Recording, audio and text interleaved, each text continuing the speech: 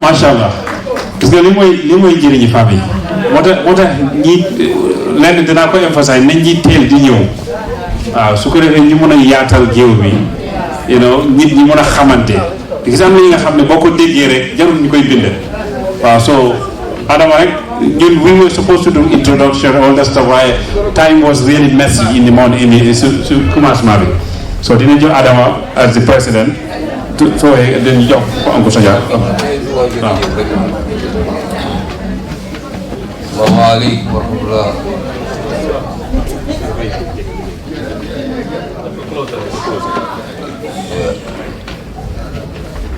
Man li ma ci wax rek mooy ni kontaan naa trop ci teewaay bi ngeen teew ci Kayeen Lifin bi bi mu nekk nii ñoom Ibrahima ak ñoom Yus ñoom ñoo yore léegi ak Adama ñoo ko toppatoo ak Ousman to léegi ma ne woon ma gërëm leen rek ci seen teewaay bi rafet na to ñu continuer pour lii mu sax mu gën a pour mu am njëriñ wasalaam.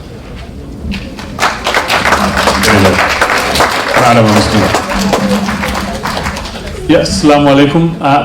Mana lu may sa wax du bari comme que gars yi yëpp lu ñu war a wax yëpp wax nañu ko ñoom Uncle Saja ñoom Ousman ak kilifa diine yëpp force I just speak English because I know some of the kids are looking at me trying to figure out what I'm saying.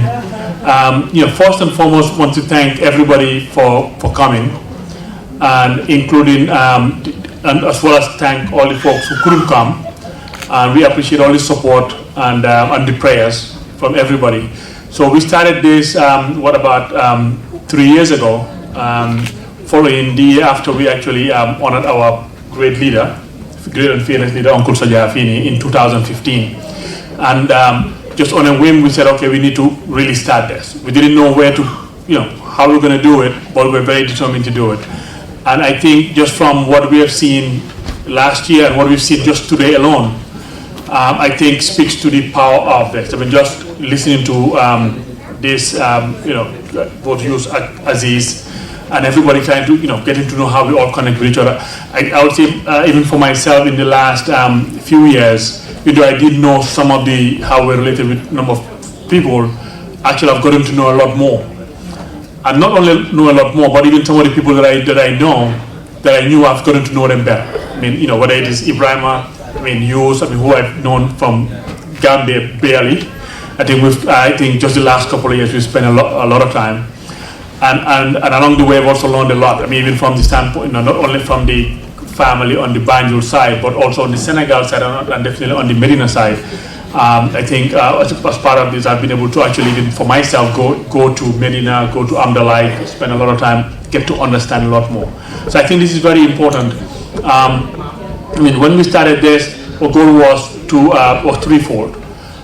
One, to foster awareness, develop awareness of within the family of our rich heritage and culture, both from a religious perspective as well as within the culture. That was one. And two is to foster the connections. And clearly, I think just what's happened here the last few hours speaks to those connections. And three, also very important, is how do we prioritize the young and empower them? I think the panel that we had earlier today, I think, was very inspirational. And I think speaks to the talent of our young people, because the goal is to have the young people lead this. So we just want to continue to guide, just the same way our leaders are guiding us. We want to actually hand this over to the young people, hopefully relatively soon. So we're very, very inspired about that, and we're very, we all continue to learn and continue to grow and continue to get to find ways to actually know the young people and build those connections. That way, we're able to help develop these young people. I mean, for a number of us, we spend a lot of time and a lot of energy mentoring and supporting other people. Not that I say that we're not related to, including American people or black, white, and so forth. Not that there's anything wrong with that, but we actually want to do that for our own children. And when I say our own children, I don't mean my child. I mean clearly that's natural, like you will do that for your own child. But whatever it is, Domi Ousman, Domi Yus, I mean anybody, I mean, so I'm very, very happy and excited seeing everyone here, and look forward to continue to build on this. I think we've made some good strides over the last few years from where we started, and we're looking to continue to build on that. So I will stop there, and again, I'm very appreciative and humble and honored to have for all of you come in here, and I continue to be very inspired by this. Thank you very much. So we had a point that we will have open floor for 10 minutes maybe. Anybody has something to say about the family, you can come over. It's open to everybody. Going once. Assalamu alaikum. Wa alaikum assalam. Ok, mbooloo maa ngi leen di yéen ñëpp kenn ku sa tur ak sa sant. Man waa Sénégal la, mais dama am ay famille Sénégal, am ay famille Gambia. Alors lan moo tax ma am ay famille Gambia parce que suma mag moo bokkoon ndey ak baay Moussa Gueye, jabaram waa Gambia la Khady Dramé. Alors sama rakk ma bokkoon ndey ak baay jabaram waa Gambia la.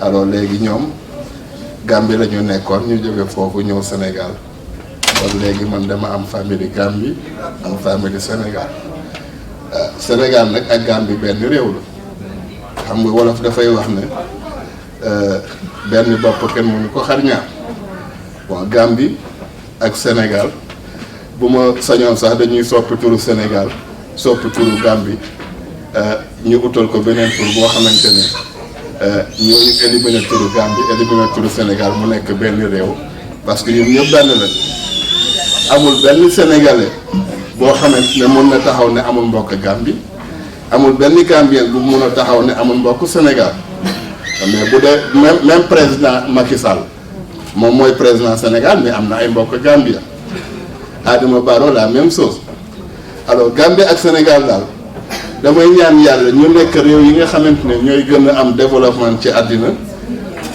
xale yi yàlla sàmm leen parce que xale nag moom mujjee doon mag dégg nga ñu sàmm suñu xale yi fu mu nekk moo xam nga nit boo dundee ba am juróom fukki at daanaka jeexal nga waaw xale yi nga xamante ne amaguñu nag ñaar fukki at ñoom ñooy futur enfant nga xamante ne at ni ñoom ñoo koy yore ëllëg waaw léegi nag damay ñaan yàlla mi am kàttan Gambia ak Sénégal suñu xale yi yàlla yëkkati leen ba ñu àgg foo xamante ne benn réew du fa àgg ci àddina asalaamaaleykum wa rahmatullah. Shukran. Thank you. Thank you very much. So I think I'm have to summarize, right? maa ngi tudd Ndeye ba jógee Ken Street ak Ken Street doomi Alaaji Cerno Ba ak Ajaratu Ami Njaay rakki laa mu ne waaw oncle Saja man dama kontaan parce que waa Kayoon suñu dëkkandoo lañ Ken Street te li tax maa ñëw fii saa yi nekk aja ay dam jabari Abdou Assis ñoom ñoo ma dee yëgal pour ma ñëw waaye dama foog ne ñun ñëpp a bokk loolu laa bëggoon Abdou Assis bu ñu doon wax fii ne xëy na maami Joolaa yee wade ba ma ne man de am naa maami Joolaa te suñ maam ko Modou Lamine Ba Papi Njóogu Ba daf dee wax mu ne ku la wax ne bokkuma yow nga xaar ko si maam Adama Awa kon ñun ñëpp a bokk waaye man I am very impressed si seen jotaay bi tax na ba dinaa wax ak suma mbokk yi parce que ñu ngi ko def Gambia waaye amuñ ko fii in America bokk na we have a WhatsApp group and WhatsApp and Viber waaye dangaa gis ne biñ ko sosee suñ doom yi dañ amoon Viber groupe bu tudda Bakunda xale yi bokkoon ne si waaye gannaaw si ñu gis ne ñu ngi génn léegi ñu am separate WhatsApp group ak Viber group waaye li ma bëgg a wax saani kàddu si lii mooy li tax may laaka olof mun naa laaka angale pour xale yi dégg waaye dama bëgg a suñ cosaan buñ ko di bàyyi angale yi tubaab yi ñoo ñu ko isil so suñ doom yi suñ laakut olof suñ demee Banjul dañoo look fondi si seen biir mbokka because duñ mën a communiquer so man lii dama ko dee wax saay ne ko demoon naa suñu den seeti suma mag moo wax ko fa ma ne dégg la dinañ laaka angale parce que man suma doom yi bu ma leen juree ñaari doom laa am olof laa leen laaka man jàngaluma leen angale ñoom ñoo tiis seen boppa angale so dangaa gis ne damaa mun a wax ak ñoom suñ demee duñ réer si seen biir mbokka soo li ma ñaax rek mooy liñ jàngal suñ doom yi suñ laaka yi parce que pour ëllëg a tax comme li ñoo def nii is very good xale yi ñu teete leen si yoon boo xam ne yoon siraatal mustaqima la waaye tamit nañ leen woon suñ aadaa suñ cosaan soo dañ war a jàngal suñ language te loolu laa amoon pour sànni maa ngi leen a gërëm di leen sant te di leen ñaanal lii yàlla na egg fi ngeen bugg a mu egg fa yàlla si yàlla def barke dama kontaan trop I am very impressed parce que every year dama day ñëw this is the third year and I thank you all. Thank you. lu mu sant baraka ma si jaaxal de loolu daal jaaxal na ma si lool waaye wax na dëgg Kayen dafa yaatu. Kayen is a big family. We had a 5-minute talk in Adama's place ak Yusuf Mama's ka radiyallahu ta'ala anhu dafa nekk koo xam ne he's one of Kayen. I don't like to talk about the car because if I mainly you bragging about it, but we can, because every instrumental or every known family that is significant in Senegambia has some lineage or linkage with Mamaska. Mamaska was a pioneer in the sense that anything that comes to religion, anything that comes to the passion of the religion, anything that comes to the adaptation of the religion, anything that has to deal with the practicality of the religion of Islam, he was the champion. We are related to Serigne Touba. We are related to Maodo Malik. We are related to many, many significant households in Senegambia. Yet, he reserved himself. Because ñu bari dañuy laajte lu tax Kayen du ñuy oote tariqa. That's the fundamental question. If Mame Maska was that gifted, lu tax he doesn't call it tariqa? Like Muridiya, Tijaniya, all that stuff. How come he did not call it? Dafa am lu mu ci waxoon, and it is very significant pour ñu xam ko ñun. Biñ ko laajee lu tax yow doo oote mu ne moom su ootee ñuy oote ñoo koy uyu si. Meaning if he call a sect, people who are the leaders of the sect will answer him. But he is not going to call because why? Because time will come, sects will become issues. Talking about Basira, talking about foresight. Now we know all the people who knew sect, they were perfect, goodly people. But followers now is corrupting the message. Second point that he said he did not want to call any sect or lead any sect. But if someone lead a sect, I cannot get out the ayah of Qala Allahu Qala Rasul. Yalla wahna yonati wana munuma koy génné. So anybody who comes to me, dama la wax ne toppal yalla, toppal yonent bi. Wa atihu Allah, wa atihu Rasul. That's it. So he makes Islam simple and practical. But if I want like something very fundamental, and I always emphasize it. Mama's was not a tall guy, he was not a short guy, he was a medium guy. But he used to say, a column kendu ko war. There's a saying for that. Meaning nobody can overcome him. Mota Kayen, where our DNA is mixed up with the hikmah of knowledge. Mota ku ci jëm tuuti ci xam-xam la da ngay dem. Amika bi fi jógee léegi nii papaam Alaji Yunusaka, he was the first individual as a young kid. He was talking about Darwinism in English from Medina in a Gammo. He was so high in the Gammo and he was speaking about what Darwinism was. That forced me to read Darwinism and understand the struggle of existence.